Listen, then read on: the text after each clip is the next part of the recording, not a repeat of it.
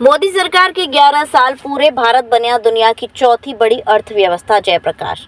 प्रधानमंत्री नरेंद्र मोदी सरकार के 11 वर्ष पूरे होने पर सेवा, सुशासन और गरीब कल्याण पखवाड़े का आयोजन किया गया। कार्यक्रम में सांसद जयप्रकाश रावत ने केंद्र सरकार की उपलब्धियां गिनाई। उन्होंने कहा कि भारत अब विश्व की चौथा सबसे बड़ी अर्थव्यवस्था बन चुका है। ये प्रधानमंत्री मोदी के दूरदर्शी नेतृत्व का परिणाम है। सांसद रावत ने आजादी की 100वीं वर्षगांठ तक भारत को विश्व की सबसे मजबूत और आत्मनिर्भर अर्थव्यवस्था बनाने का विश्वास जताया। रक्षा और ऊर्जा क्षेत्र में भी महत्वपूर्ण उपलब्धियां हासिल हुई। सरकार ने जनधन खातों और DBTL योजना से लाभार्थियों तक सीधे रुपया पहुंचाया।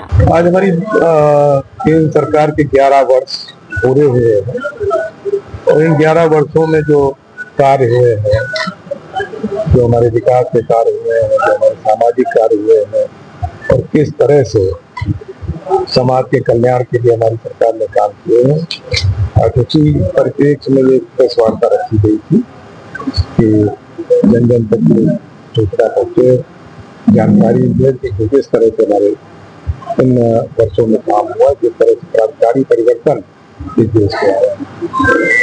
आपके एक साथी सांसद थे साक्षी महाराज, सच्चिदानंद साक्षी महाराज, उनका एक बयान बहुत चर्चा में आ रहा है। उन्होंने कहा है कि उनका जो लोधी समाज उमा भारती जी के पार्टी से जाने के बाद और कल्याण सिंह जी के निधन के बाद उनका जो समाज है उसको ना संगठन में और ना सरकार ना सत्ता में इस तरीके से भागीदारी दी, जबकि ये समाज जो है भाजपा को बिना मांगे वोट देता है। अखिलेश यादव ने इसको टिप्पणी की, कहा है कि ये जो शुरुआती चुनौती नहीं है, यही अंतिम एक तरीके से छुपे शब्दों में उन्होंने ऑफर दिया।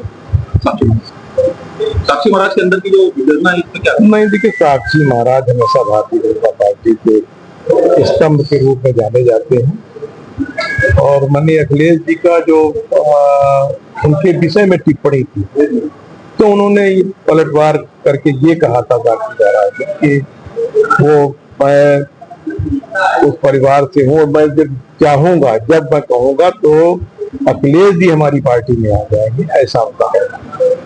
तो समाज को लेकर उन्होंने टिप्पणी की कि उनको सत्ता में और संगठन में कोई उचित भागीदारी नहीं, ऐसा साक्षी महाराज की मेरी जानकारी में वैसा वो कहें, मेरी जानकारी में इन 11 सालों में एक बड़ा आयोजन हुआ इलाहाबाद में महाकुंभ का।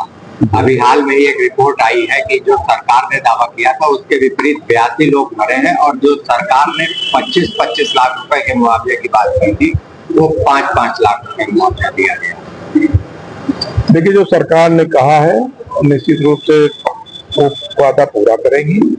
अगर कहीं कोई कमी बेसी रह गई होगी तो हमारे प्रशासन देख रहा होगा, निश्चित रूप से करेगा। गोपी कृष्ण हॉस्पिटल चिकित्सा के क्षेत्र में मथुरा का अग्रणी हॉस्पिटल एवं पहला टेस्ट ट्यूब बेबी सेंटर है। IVF में 70% सफलता, स्त्री रोग विभाग में high risk delivery, caesarean operation, hysterectomy आदि बेहद अनुभवी एवं क्वालिफाइड लेडी डॉक्टरों द्वारा किए जाते हैं। हड्डी रोग विभाग की एडवांस यूनिट जहां पर जोड़ प्रत्यारोपण यानी कि घुटना रिप्लेसमेंट, कूल्हा रिप्लेसमेंट, रीढ़ की हड्डी के ऑपरेशन एवं फ्रैक्चर होने पर प्लास्टर, सरिया या प्लेटिंग आदि की सर्जरी की जाती है। हर प्रकार की जनरल सर्जरी एवं दूरबीन विधि से हर प्रकार के लेप्रोस्कोपिक ऑपरेशन, बच्चों के हर प्रकार के रोगों का इलाज। हॉस्पिटल NABH से मान्यता प्राप्त है। मॉड्यूलर OT एवं हाईटेक मशीनों से फिजियोथेरेपी, एम्स दिल्ली एवं CMC बेल्योर द्वारा certified pathology. Gopi Krishna hospital में Ayushman card, ESI card, BSNL के कार्ड, रेलवे के कर्मचारियों के कैशलेस इलाज की सुविधा, लगभग सभी इंश्योरेंस कंपनियां एवं TPI कार्ड धारकों को कैशलेस इलाज की सुविधा।